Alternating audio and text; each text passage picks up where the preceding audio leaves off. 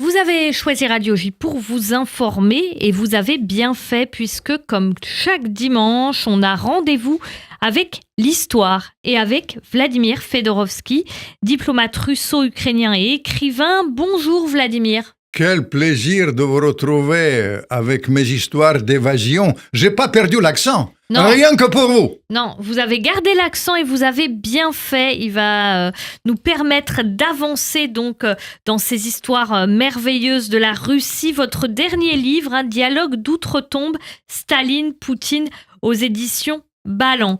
Tout le monde trouve que sa mère est un peu juive, selon ce cliché assez répandu de la mère juive qui est protectrice, qui couve ses enfants. Eh bien, aujourd'hui, vous allez nous parler de Lénine et de sa mère. Quel rapport entre Lénine et sa mère? Et la mère de Lénine, elle est juive? La mère de Lénine, elle est ethniquement juive, tout le monde le connaît.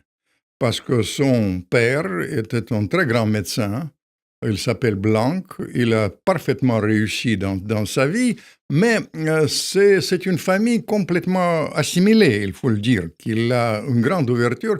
C'est plus une famille type des intellectuels, vous comprenez, de la Russie, ce qu'on appelle intelligentsia, qui est souvent d'ailleurs marquée par cette alliance avec les Juifs. Les Juifs font partie essentielle de l'intelligentsia russe, et je dois vous dire que mais Lénine, il était porté surtout vers une sorte d'universalisme dès le début.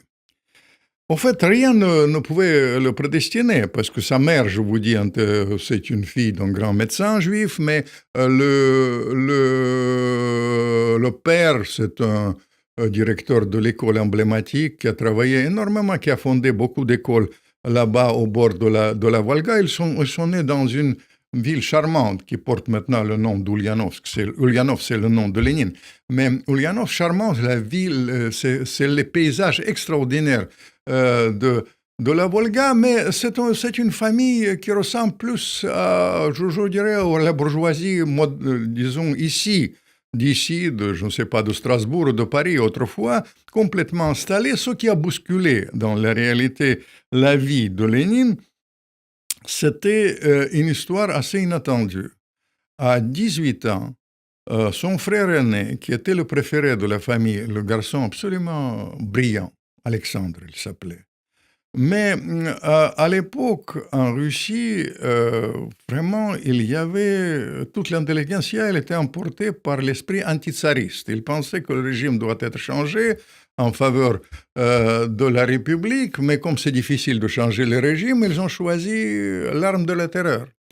Et ce garçon, qui était plus rêveur qu'un vrai terroriste, il a réuni quelques copains, maximum une dizaine de personnes, souvent appartenus aussi dans la famille intelligentsia. Ils bavardent, ils essayent de préparer une bombe artisanale. Évidemment, ils ne pouvaient pas même préparer la bombe artisanale. Mais la police du tsar, il l'a repéré. Comme à l'époque, c'était l'époque Alexandre III, on va en parler d'Alexandre III, puisque le tsar est assez essentiel pour notre histoire.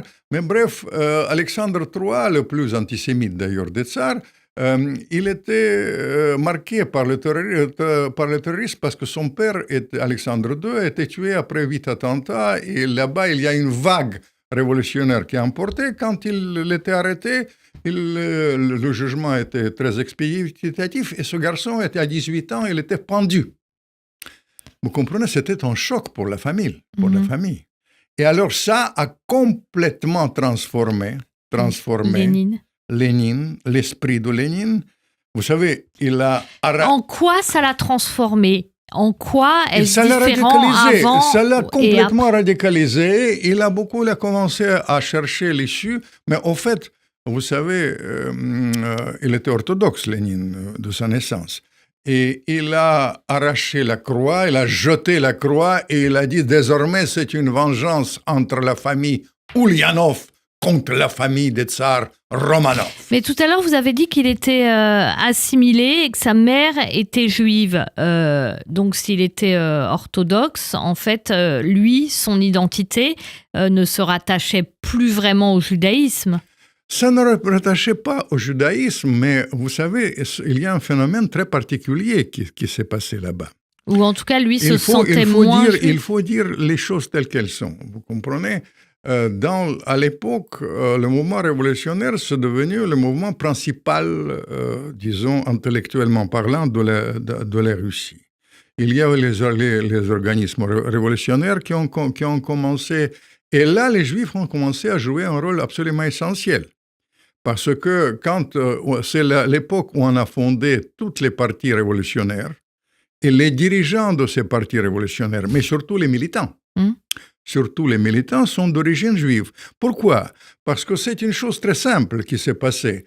Parce qu'il y avait des tentatives vraiment d'ouverture de la coexistence. Je vous ai raconté l'histoire d'Odessa avec Potiomkin. Mais après, dans la deuxième partie du 19e siècle, il y a un symbole d'un grand raidissement envers les Juifs. C'est-à-dire le tsar Alexandre, compte tenu que les Juifs sont portés vers le mouvement révolutionnaire, il a décidé de les repousser dans leur coin. Il s'est reposé, vraiment, il s'opposait dans l'esprit, pas de coexistence, mais l'esprit de non-assimilation. En réalité, les Juifs ont été portés devant le choix de choisir de devenir assimilés, devenir orthodoxes, renoncer à leur religion. Dans ce cas-là, ils pouvaient aller aux universités, etc. Mais sinon, il y avait... C'est comme les conversions forcées en Espagne, par exemple. Comme les conversions forcées, c'était pas vraiment forcé, mais l'ambiance était... Ils sont faits devant les choix pratiques. Il y avait les choix pratiques, parce que soit vous faites cette conversion, et dans ce cas-là, les portes sont ouvertes, parce que vous savez que les Juifs ne pouvaient pas vivre à Moscou. Il faut comprendre, dans les grandes villes, ils étaient repoussés dans les endroits où ils pouvaient vivre à leur manière, disait le tsar. Et puis, il faut dire que ce tsar, Alexandre III, c'était une grande erreur qu'il a commise, parce que je vous dis, il y a toute une réflexion politique en Russie depuis toujours. De quelle manière il faut faire ça? Est-ce qu'il faut avoir une sorte de synergie avec les Juifs? Est-ce qu'il faut avoir vraiment une séparation avec les Juifs? Et le tsar a choisi la séparation, mais c'était fatal. Parce que dès que vous êtes repoussé, dès que vous ne pouvez pas entrer dans l'université, c'est loin de couper les liens avec le mouvement révolutionnaire. Désormais, automatiquement, une partie, surtout les jeunes, qui sont devenus... Quand j'ai surtout préparé les jeunes, puisqu'ils n'avaient pas accès aux universités, etc. Et puis, il faut dire que, vous savez, les jeunes, ils ont été portés vers la modernité et ils ont commencé à réfléchir, chercher l'idéologie. Les gens ne savent pas que, par exemple, il y a un certain Oudkin, qui était un fils d'un marchand juif, qui a été carrément le premier collaborateur de Karl Marx, qui était juif lui-même. Bref, Lénine, désormais, il va véhiculer dans le milieu juif révolutionnaire, certes, mais quand même juif. Lénine, c'est un personnage aussi, à sa façon, judéophile. Merci beaucoup Vladimir Fedorovski, diplomate russo-ukrainien et écrivain. Votre dernier livre, Dialogue d'outre-tombe, Staline-Poutine, est paru aux éditions Ballant. Merci beaucoup.